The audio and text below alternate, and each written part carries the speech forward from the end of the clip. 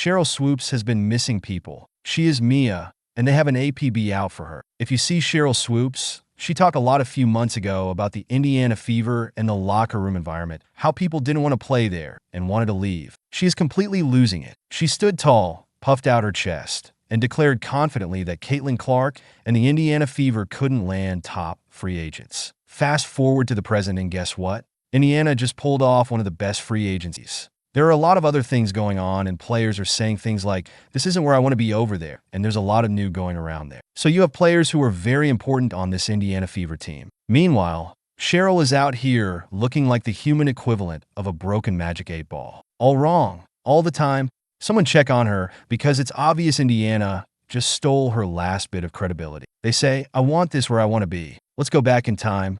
Yeah, Cheryl Swoopes is a Hall of Famer and a legend of the game. But now she's just working overtime hours as a full-time hater. Miss, I've heard it all said aloud. The Fever would never attract top-tier talent because of locker room issues.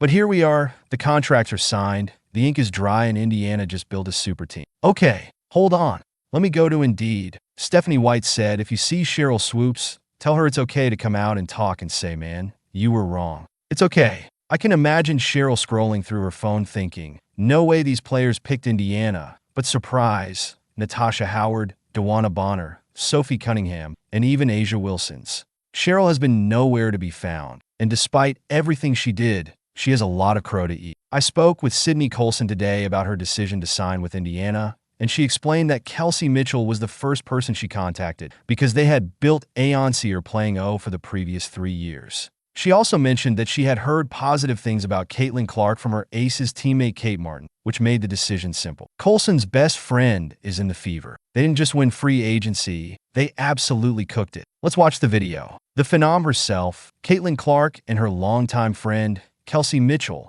were the exact targets.